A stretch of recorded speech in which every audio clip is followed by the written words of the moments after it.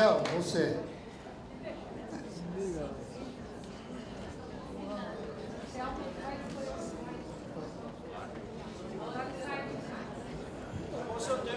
Na sequência, a turma da greve geral aí. Primeiro, uma brincadeira, eu nem posso, data velha, né, organização, que nós somos um dos organizadores, mas conceder 15 minutos para sindicalista é quase bullying, né? Não vou falar assédio moral, mas é quase bullying a concessão de 15 minutos. Primeiro, boa tarde a todos e todas. Meu nome é Miguel, eu estou aqui representando a bancada dos bancários, que está aqui enorme, mas uma saudação toda especial a toda a organização do evento, a Magda, a Mari e todos os trabalhadores e trabalhadoras que estiveram envolvidas na construção da atividade, a todas as autoridades, a todos os convidados, saudar o evento, o ineditismo do evento, inclusive, né, e histórico que esses atores aqui aprofundando um debate com foco, com o objetivo que agora o enfrentamento da questão a segunda atividade exitosa. Eu acho que a primeira foi a articulação contra o 4330, e de novo pedir uma salva de palmas aos lutadores e lutadoras que estiveram no passado 4 meses acampados na rua, na mobilização, conversando parlamentar. A gente era conhecido como acarajé, porque chegávamos em Brasília, vinha bater a massa e pimenta nos trabalhadores que iam para fazer os sindicalistas que estavam ocupando as galerias, invadindo as comissões, porque éramos impedidos naquela época de entrar, inclusive, a comissão. Então, uma salva de palmas aos lutadores e lutadoras que estão aqui comprometidos com essa luta. Dizer o que é a CONTRAF, a Confederação Nacional dos Trabalhadores do Ramo Financeiro, é uma sucedânea à CNB, a Confederação Nacional dos Bancários, justamente por conta do fenômeno da terceirização. São tantos os trabalhadores que estão envolvidos hoje no processo de trabalho no sistema financeiro, a partir daquela fala da transformação dos bancos que o próprio professor Beluso trouxe ontem, que não dava mais conta de nos organizarmos enquanto trabalhadores, dialogando enquanto bancários para bancários, que a gente vai trazer os números para demonstrar o que se tornou esse gigante, né? Esse monstro que são os bancos dentro do esquema financeiro internacional e nacional. Gostaria aqui de dizer, o nosso evento está sendo transmitido ao vivo desde ontem, desde o primeiro momento, nos sites, através dos sites da contrafcut.org, bancariosdf.com e cutdf.org. Em qualquer desses sites, desde ontem, a transmissão está sendo ao vivo, desde o início e até o final do evento, a transmissão está sendo, quem não pôde estar aqui, inclusive, estar acompanhando através de um PC, de um computador. Não tem aqui, no caso dos bancários, nós falarmos de terceirização, intermediação ilegal de mão de obra, e não há que se falar, já foi dito e muito trabalhado, em risco jurídico, porque dizer que banco está inseguro com relação ao processo que aplica, na verdade, eles querem a legalização do que já sabem que pratica o tempo todo, que é a barbárie, o absurdo de desrespeitar todas as leis do país. Então, não tem essa tese nem de terceirização e nem, muito menos, de risco jurídico, que é o que eles sustentam para fazer esse debate.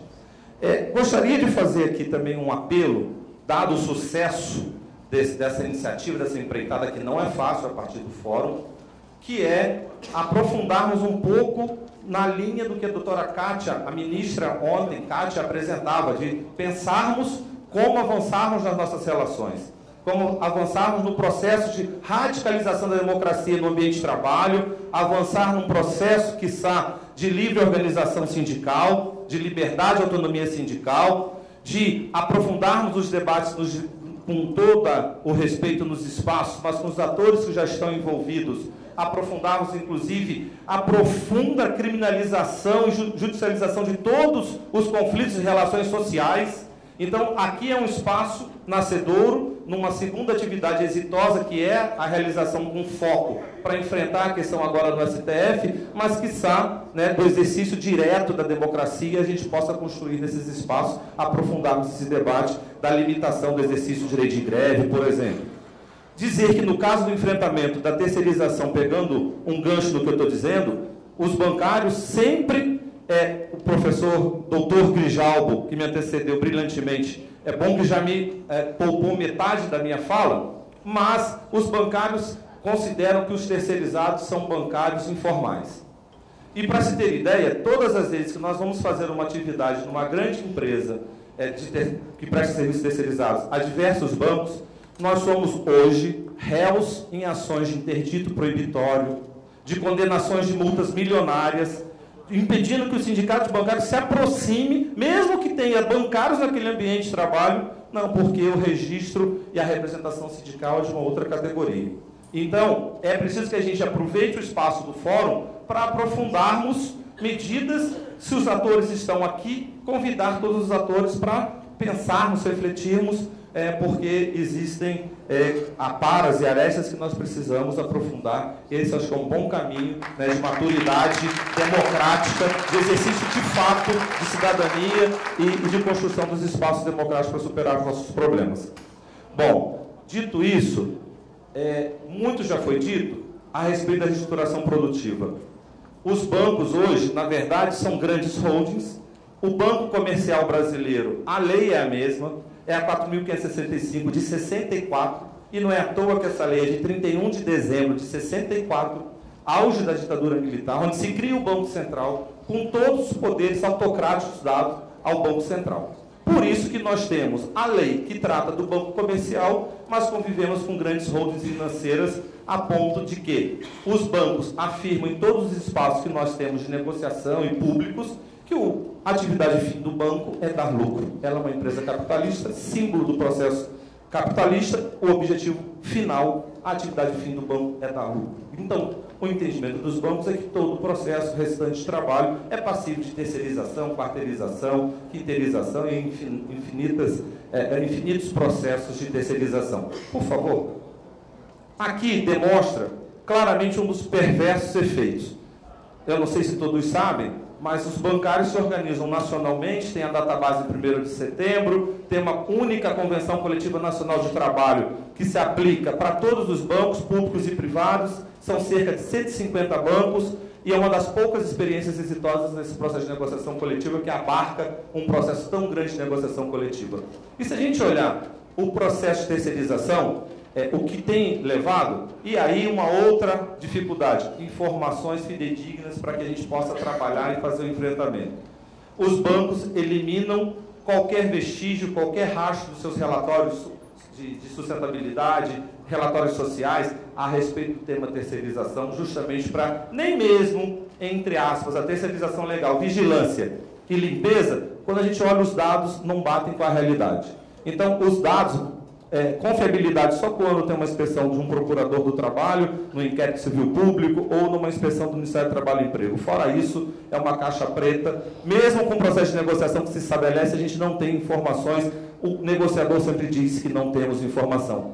Mas, muito rapidamente, se a gente olhar ali, a PNAD, que é uma grande referência, que é a Pesquisa Nacional de Amostragem Domiciliar, os trabalhadores dizem a quem você pertence, a que categoria? Ah, eu sou do sistema financeiro. Em 2002... nós tínhamos 586 mil trabalhadores que se intitulavam trabalhadores do sistema financeiro nacional.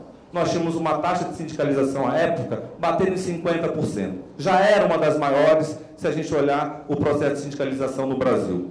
Hoje, em 2011, que é a última informação, 1.004.000 trabalhadores dizem eu pertenço ao sistema financeiro. Qual é a taxa de sindicalização?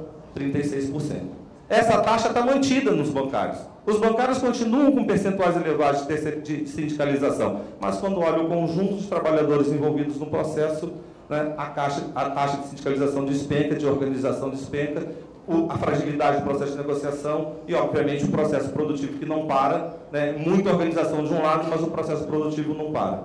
Vamos lá, por favor, que eu vou ter que correr bastante. Então, nós tínhamos cerca de 512 mil trabalhadores em 2011, esse número já não é mais, 2011 é 512 mil, nós estamos por volta de 470 mil trabalhadores, como foi dito aqui, os bancos vêm eliminando os postos de trabalho. E pode-se pensar que a tecnologia, já foi dita, a tecnologia ou a terceirização? Não. Porque, na verdade, obviamente, elimina alguns processos de trabalho, mas, na verdade, ele é precarizado e transformado e levado para fora de uma outra forma mais precária. E vem aí mais uma modalidade falando, por favor, eu vou correr bastante com o que está colocado, retomada do crescimento econômico, contas correntes abertas no período de 10 anos. Crescimento em contas correntes, 87% a mais de abertura de novas contas, de inclusão, trago para o sistema. Clientes de poupança, mais 75% de crescimento na base. Cartões de crédito, 351% de crescimento na base de clientes com cartão de crédito. Então, essa demanda cresce, mas a gente vai ver que cresce através de quem? Por favor. A quinta onda, chamada quinta onda de inovação tecnológica. O doutor Grijalbo já trouxe a questão dos correspondentes. E aqui a gente está falando em algo acima de, hoje, de 400 mil pontos de correspondente bancário. Não são trabalhadores, são pessoas, são estabelecimentos de toda a natureza. Esse processo, autorizado pelo Banco Central do Brasil, Resolução 3954, 3959, autoriza totalmente a terceirização de toda a atividade. Quando se falava da radicalidade do processo de terceirização nos bancos, é tão radical porque ele acontece simultaneamente numa mesma empresa, de maneira diferenciada, de setor, área, quinais, de modo que a gente não consiga nem perseguir qual é o enquadramento daquele trabalhador naquele local de trabalho. Não tem. O que é muito pior agora é o correspondente bancário, que o banco terceiriza a sua própria atividade. E, pasmem, o Banco Central autorizou que os bancos, desde 2011, não mais abram agências bancárias. Eles podem abrir os seus correspondentes do banco, classifica como uma atividade comercial e não bancária, e dentro da sua própria holding, ele pode ter essa estrutura dentro da sua própria holding, conviver com agências próprias e essa estrutura de correspondente bancário, e aí, mais do que fragilizar a segurança, o emprego, o trabalho, a relação com a sociedade, onde é que fica? E banco é uma concessão pública, só existe porque trabalha com a poupança pública do país, da sociedade, autorizado por lei pelo governo federal. E como é que eu posso ter uma concessão de um serviço da sociedade para a sociedade precarizado a esse ponto? Precariza-se, inclusive, a relação com o cliente. Risco, sol e chuva nas loterias da vida, não tem segurança. Os índices de mortes, no caso das lotéricas, têm aumentado. Por quê? Porque o recurso e o trabalho está colocado lá. Deixa eu correr que eu vou chegar onde interessa. Por outro lado, 399% aumento de investimento na área de terceirização dos serviços bancários. Os bancos vêm acelerando os investimentos. São bilhões nessa área. Vamos? Aqui algumas coisas bem interessantes. Rapidinho. Pode falar que eu já falei da questão sindical. Só alguns casos, pode passar, por favor? Por exemplo, alguns casos, trabalhadores terceirizados em telemarketing bancário em São Paulo. Lá tem um enquadramento, está no Sintratel. A data base desses trabalhadores, janeiro. Piso, isso está atualizado. Jornada de 180 horas mês, R$ 733. Jornada de 220 horas, R$ 1.240. PLR 190, auxílio creche R$ 140, auxílio alimentação R$ 6. Para se ter ideia, o piso inicial na carreira nos bancários é 1.618 e o salário médio na categoria está em torno de R$ 5.000, jornadas inclusive de 6 horas e outros benefícios. Então fica evidente por que os bancos terceirizam. Vamos lá? Outro, os pastinhos, aqueles promotores de crédito que a gente vê em todos os lugares oferecendo crédito. Eles estão, nesse caso, também na cidade de São Paulo, com outro enquadramento. Os sindicatos de empregados e agentes autônomos no comércio. Olha o piso, R$ 952. Auxílio creche, R$ 230. Auxílio alimentação, R$ 12,50. PLR não possui. Então, fica evidenciado, e a gente vai deixar esse material por conta da urgência, o que está colocado para os bancos é precarização, redução de custos. E com isso, voltando e concluindo o que está colocado para a gente no tema, que é o adoecimento, nós temos, no último ano, mais de 1.600 trabalhadores afastados do trabalho. Desses, 52% já não é mais LER-DORT, já são doenças psicossomáticas. Por quê? Os bancos se tornaram vendedores de produtos e serviços. Aqui em Brasília, nós temos uma parceria, os sindicatos bancários de Brasília com a ANB, e nós temos comprovado, são 2 tentativas consumadas ou não de suicídio. Suicídio no local, no trabalho, por conta da pressão. O número de gerentes que se afastam hoje, dentre todos os trabalhadores, é maior. Por quê? Por conta da lógica da organização do trabalho. A cobrança por resultado e por metas e produtividade, tudo variável. A quantidade de gerentes que estão infartando e morrendo nas reuniões de prestação de contas com a superintendência, durante a reunião. Pessoas estão morrendo no ambiente de trabalho. Aí, com toda a vênia, eu acho que o enquadramento legal que nós temos, que é do acidente de trabalho, na verdade isso é homicídio laboral. Não é suicídio no ambiente de trabalho, é homicídio laboral. Não é uma decorrência de uma falha de um processo. Já é estruturado e pensado para que isso, inclusive, os efeitos já estão ponderados.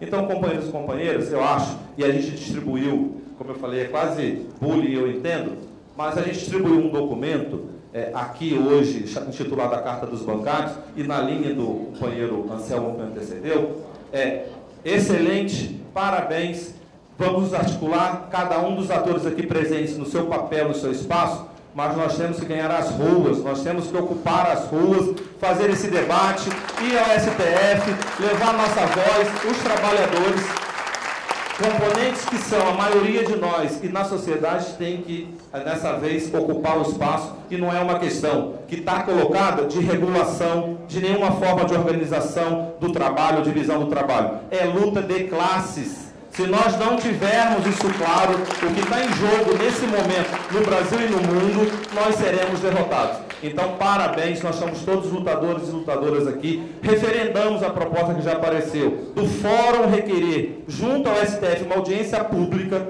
para que esse debate com esses atores seja feito também naquele plenário. Estamos esquecendo, e um lembrete para todos nós da organização, um ator fundamental, que é o TCU. O TCU, no caso das empresas públicas, ele tem um acórdão formidável, excelente, que determinou a reversão de todo o processo de terceirização em todas as empresas públicas, e o calendário final concluía agora em 2016, e não é à toa que está todo mundo correndo para aprovar o 4330 e ao STF para dar um jeito de não cumprir, o que inclusive o TCU falou, reverta-se a interposição e a fraude nas relações de trabalho no Brasil. E esse acho que é o nosso compromisso, né? Parabéns para todos nós, saímos daqui todos nós mais engajados, confiantes, que essa é uma frente que nós temos toda a convicção que a gente pode vencer, e vamos pelo menos fazer a boa luta. Esse é o chamado, vamos fazer a boa luta. Um abraço. E a greve geral, se for preciso, que não saia da nossa perspectiva, enquanto as nossas entidades sindicais aqui presentes. Ok, estamos comprometidos, Bi.